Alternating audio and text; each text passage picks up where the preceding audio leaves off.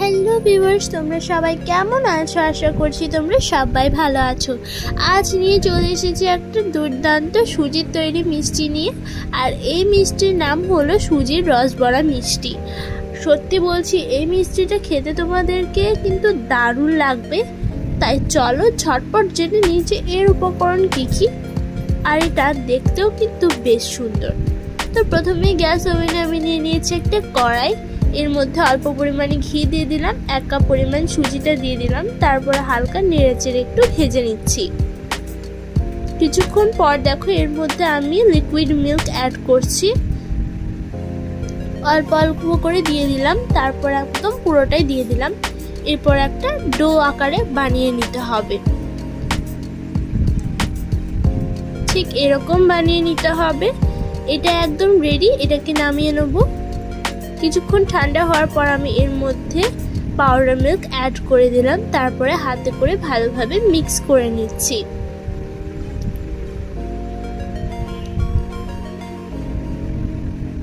একটা ডো বানিয়ে নিতে হবে। আর হ্যাঁ, সুজিটা কিন্তু ঠান্ডা হলেই এই মিল্কটা অ্যাড করতে হবে। গরম অবস্থাতে যদি আমরা অ্যাড করে দিই তাহলে একটু গুটি গুটি পাকিয়ে যাবে, তো তাই ঠান্ডা অবস্থাতেই অ্যাড করতে হবে। এরপর দেখো আমি একটা ডো বানিয়ে নিচ্ছি। এরপর আমি মিষ্টির শেপটা দিয়ে দিচ্ছি, ঠিক গোল করে নিচ্ছি। তারপর হাতে করে প্রেস করে এরকমভাবে মিষ্টিগুলোকে বানিয়ে নিচ্ছি। সব সেম প্রসেসে বানিয়ে নিতে হবে। তো দেখো সেম প্রসেসে আমার সবগুলো বানানো হয়ে গেছে। এরপর চলো শিরাটা রেডি করে নিই। শিরা রেডি করার জন্য গ্যাস ওভেনে আমি দিয়ে দিয়েছি কড়াই, 1 কাপ পরিমাণ চিনি আর এলাচ দিয়ে দিয়েছি একটা ফাটিয়ে। তারপরে দিয়ে দিয়েছিলাম জলটা আমি 1.5 কাপ পরিমাণ ব্যবহার করেছি। 1 কাপ পরিমাণ চিনির জন্য 1.5 কাপ পরিমাণ জল লাগবে। তো দেখো চিনিটা এবার মেল্ট করে নিচ্ছি। প্রায় দেখো এটা মেল্ট হয়ে এসে গেছে।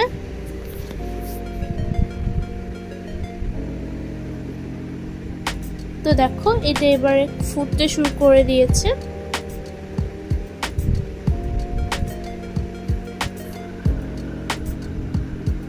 এরপর এটাকে ঢাকা দিয়ে রেখে দেবো। এরপর চলো রসবড়া মিষ্টিটাকে ভেজে নিই। তার জন্য গ্যাস ওভেনে আমি দিয়ে দিয়েছি একটা কড়াই, দিয়ে দিয়েছি তেলটা গরম হওয়ার পর আমি এই রসবড়া মিষ্টিগুলোকে ছেড়ে দিচ্ছি।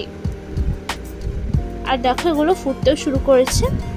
এগুলোকে উল্টে দিতে হবে, উল্টে পাল্টে ভেজে দিতে হবে একদম লাল লাল করে।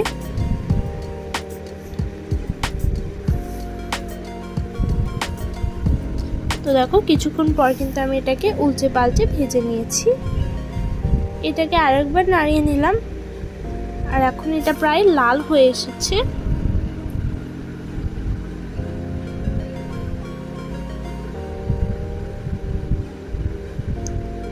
এটা এবার মনে হচ্ছে একদম রেডি হয়ে গেছে। যখন এটা রেডি হয়ে যাবে তখনই কিন্তু এটাকে তুলে নিতে হবে। আর দেখো একদম কত পারফেক্ট ভাবে লাল হয়ে গেছে। ঠিক এরকম ভাবে লাল হয়ে যেতে হবে। যারা আমার চ্যানেলটাকে এখনো পর্যন্ত সাবস্ক্রাইব করেনি তারা অতি অবশ্যই আমার চ্যানেলটাকে সাবস্ক্রাইব করে যাবে এরকম নিত্য নতুন ভিডিও সর্বপ্রথম পাওয়ার জন্য, এবং পাশে থাকা বেল আইকনটা অবশ্যই ক্লিক করে যাবে। আর আশা করছি আজকের রেসিপিটা তোমাদেরকে খুবই ভালো লাগবে। তো দেখো তোমাদের সঙ্গে কথা বলতে বলতেই কিন্তু আমার এটা প্রায় রেডি হয়ে এসেছে।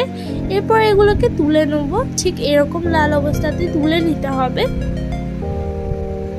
সবগুলো কিন্তু একসঙ্গে দেখতে প্রায় সুন্দরই লাগছে। সবগুলো তোলার পর আমি এই শিরার মধ্যে সবগুলোকে দিয়ে দেবো।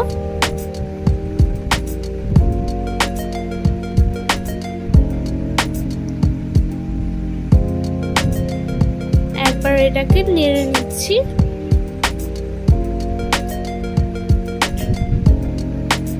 এরপর এটাকে ঢাকা দিয়ে রেখে দেবো।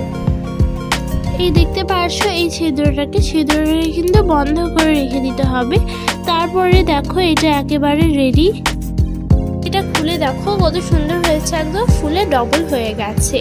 এরপরে সার্ভ করার পালা। তো আমি এক এক করে কিন্তু সার্ভ করে দিচ্ছি। এই রসবড়া মিষ্টিটাই দেখো কত সুন্দর লাগছে। ওয়াও, দারুণ লাগছে একেবারে।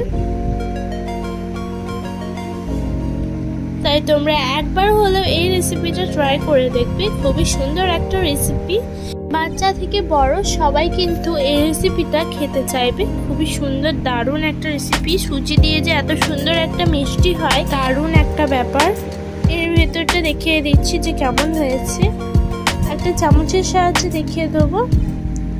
ও দেখো, একেবারে রস বড়া থেকে একদম রস বেরিয়ে আসছে দেখো। তো একবার হলো তোমরা এই রস বড়া মিষ্টিটা ট্রাই করে দেখবে। আজকের মতো বিদায় নিচ্ছি। ভালো থাকবে, সুস্থ থাকবে, আর পরে ভিডিওটির জন্য অপেক্ষা করবে। যারা যারা আমার চ্যানেলটাকে এখনো পর্যন্ত সাবস্ক্রাইব করেনি তারা অবশ্যই আমার চ্যানেলটাকে সাবস্ক্রাইব করে যাবে এরকম নিত্য নতুন ভিডিও সর্বপ্রথম পাওয়ার জন্য।